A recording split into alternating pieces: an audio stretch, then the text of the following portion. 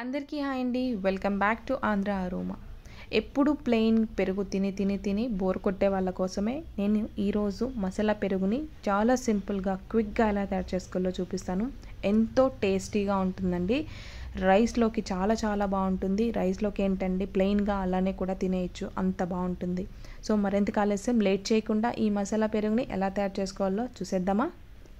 ఈ రెసిపీ కోసం నేను 1/2 లీటర్ అయితే కమ్మటి పెరుగు తీసుకున్నానండి. పెరుగుని ఇలా విస్క్ యూస్ చేసుకొని బాగా బీట్ చేసుకోవాలి, లేదంటే స్పూన్ యూస్ చేసుకొనైనా కూడా పెరుగు ఉండలు లేకుండా కొంచెం క్రీమీ టెక్స్చర్ వచ్చేంత వరకు బీట్ చేసుకొని పక్కన పెట్టుకోవాలి.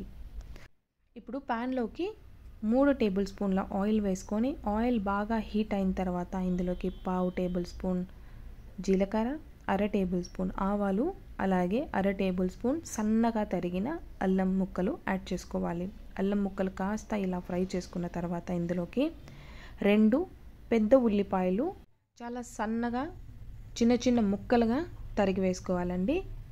అలాగే ఇందులోకి 6-7 పచ్చిమిరపకాయలు ఇలా సన్నగా తరిగి వేసుకోవాలి. అలాగే కొద్దిగా కరివేపాకు వేసుకొని ఉల్లిపాయలు మరీ ఎక్కువ ఫ్రై చేయకుండా మీడియం ఫ్లేమ్లో పెట్టుకొని కాస్త దోరగా వేయించుకుంటే సరిపోతుంది. ఇప్పుడు ఇందులోకి మీ రుచికి సరిపడా ఉప్పును కూడా వేసుకొని చక్కగా ఫ్రై చేసుకోండి. ఉల్లిపాయలు కాస్త దోరగా వేయించుకుంటేనే మనము రైస్లోకి తినేటప్పుడు కొంచెం క్రంచీగా ఉంటుంది. ఇప్పుడు ఇందులోకి చిటికెడు పసుపు కూడా వేసుకొని ఒకసారి అలా బాగా మిక్స్ చేసుకోవాలి. ఇంకా ఫైనల్గా ఇందులోకి కొద్దిగా కొత్తిమీర తరుగును కూడా వేసుకొని కాస్త అరోమా వచ్చేంత వరకు ఫ్రై చేసుకొని ఆ తర్వాత ఫ్లేమ్ నుంచి పక్కకు తీసేసుకొని ఆనియన్ మిక్స్ అంతా కాస్త చల్లారిన తర్వాత మాత్రమే పెరుగులోకి యాడ్ చేసుకోవాలి. వేడి మీద వేయకండి, చల్లార్చుకున్న తర్వాతే యాడ్ చేసుకోవాలి.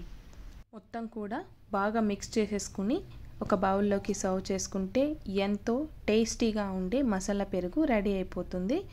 చాలా క్విక్ రెసిపీ ఇది. ఒక 10 నిమిషాలు కూడా మనకు పట్టదు. అంత సింపుల్ అండ్ ఈజీ రెసిపీ.